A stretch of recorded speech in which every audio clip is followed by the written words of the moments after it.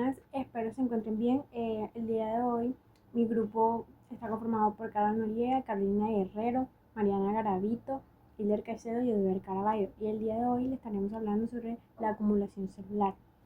Voy a darles una breve introducción sobre qué es la acumulación celular. Es el fenómeno en el que sustancias se almacenan de manera normal dentro de las células, ya sea porque estén presentes en cantidades sucesivas o porque son compuestos que normalmente no deberían estar ahí. Este proceso puede afectar a casi cualquier tipo de tejido y puede deberse a alteraciones en la producción, degradación o eliminación de sustancias. En condiciones normales, la célula tiene mecanismos muy eficientes para equilibrar lo que produce, lo que almacena y lo que elimina.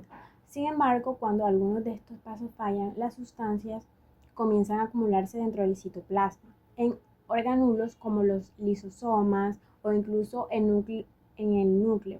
Dependiendo del tipo de sustancias y de la causa, la acumulación puede ser reversible o causar daños irreversibles y muerte celular. Ahora voy a hablar sobre los mecanismos de acumulación celular. Las sustancias pueden acumularse en la célula por diferentes mecanismos. Primero, producción excesiva de una sustancia normal. La célula fabrica más de lo que puede metabolizar o exportar. Segundo, defecto en la degradación o metabolismo de una sustancia ocurre por déficit de enzimas necesarias para descomponer compuestos. Tercero, alteración en el pigmento, empaquetamiento de transporte de proteínas. Las proteínas mal plegadas se acumulan y pueden formar agregados tóxicos. Cuarto, falta de enzimas para degradar sustancias anormales. La célula no reconoce o no rompe el material. Quinto, acumulación de materiales exógenos, sustancias externas que ingresan por fagocitos o difusión y no se pueden eliminar.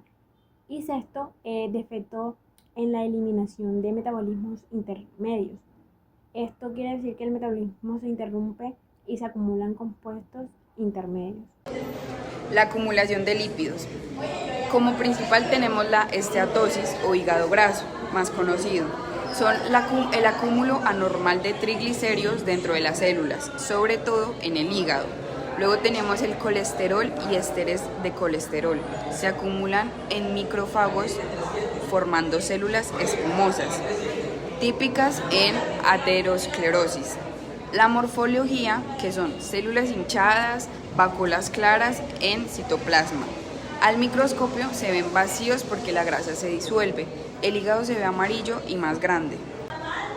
Luego tenemos la acumulación de proteínas. Las proteínas normales producidas en exceso, por ejemplo, en riñón cuando hay proteinuria, proteínas anormales o mal plegadas se acumulan porque no se pueden degradar. Un ejemplo claro es el amiloide. Y luego tenemos los cuerpos de Mallory, que son filamentos intermedios alterados dentro de hepatocitos que se ven como masas eosinofílicas rosadas, típico en cirrosis alcohólica. El cambio de lino es una de las alteraciones celulares más clásicas que se estudian en patología. Se define como la acumulación de un material homogéneo, vitrio y de color rosado, cuando se observa al microscopio con la tinción de hematoxicilina eosina. La palabra hialino viene del griego hialos, que significa vidrio y describe este aspecto uniforme y brillante que se ve en los tejidos. Es importante aclarar que el hialino no es una sustancia específica. Podría ser la grasa o el colágeno. En realidad se trata de una apariencia microscópica que refleja acumulación de proteínas u otros materiales en condiciones de daño celular.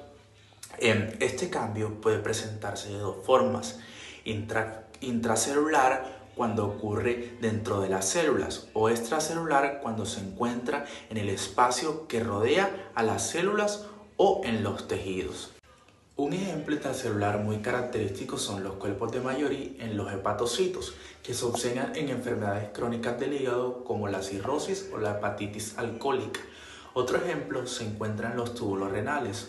Cuando hay pérdida excesiva de proteínas en la orina, las células tubulares intentan reabsorberlas y terminan acumulándose en el citoplasma, lo que produce ese aspecto hialínico típico. En cuanto a los ejemplos extracelulares, el más representativo es la hialinización de las arteriolas es un hallazgo muy frecuente en pacientes con hipertensión arterial y diabetes mellitus. En estos casos, la pared de los vasos se engrosa con material hialino, lo que altera la circulación y contribuye al daño progresivo de órganos como el riñón. Otro ejemplo extracelular se observa en las cicatrices, donde el tejido fibroso puede volverse denso y vitrio con el paso del tiempo. Su importancia clínica del cambio hialino es que es un marcador de daño persistente, no es una enfermedad en sí mismo, pero nos indica que las células de los tejidos han estado sometidos a estrés durante mucho tiempo prolongado. Así, los cuerpos de mayoría hablan de hepatopatía crónica, las inclusiones renales señalan lesión tubular y la hialización vascular refleja complicaciones de enfermedades metabólicas, pues como la hipertensión y el diabetes. Pues en resumen, el cambio hialino es una alteración microscópica que puede parecer simple, pero tiene un gran valor diagnosticado.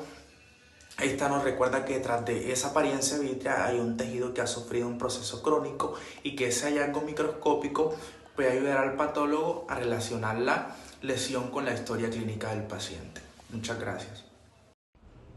Mi nombre es Hilder Caicedo, soy del programa de Optometría, tercer semestre. Hablaré sobre calcificación patológica. La calcificación patológica es el depósito anormal de sales de calcio, principalmente en tejidos blandos. Se divide en dos tipos. Calcificación distrófica. Su causa ocurre en tejidos muertos, degenerados o lesionados. Niveles de calcio. Los niveles de calcio en sangre son normales. Su mecanismo es que las células dañadas liberan fosfolípidos que inician la deposición de calcio. La proteína osteopontina promueve este proceso. Ejemplo: necrosis, placas de ateroma en arterias, válvulas cardíacas dañadas, parásitos muertos. Ejemplo: cisticercosis, cuerpo de enzamoma, depósitos de concéntricos de calcio en tumores. Ejemplo: cáncer de tiroides, meningioma. Calcificación metástica. Su causa ocurre en tejidos normales debido a un estado de hipercalcemia, exceso de calcio en sangre. Su mecanismo: el calcio se desvía del hueso y se deposita en tejidos distantes. Causas: hipercalcemias, hiperparatiroidismo, destrucción ósea, tumores, mieloma, metástasis. Exceso de vitamina D. La insuficiencia renal. Localización: principalmente en órganos que excretan ácidos, riñones, pulmones, mucosa. Morfología común: en ambos tipos los depósitos de calcio aparecen granulados, blandos y de textura arenosa. El microscopio son basófilos de color azul y se tiñen de negro con la tinción de Vodvodska. Generalmente, estos síntomas masivos en órganos vitales pueden dañar su función.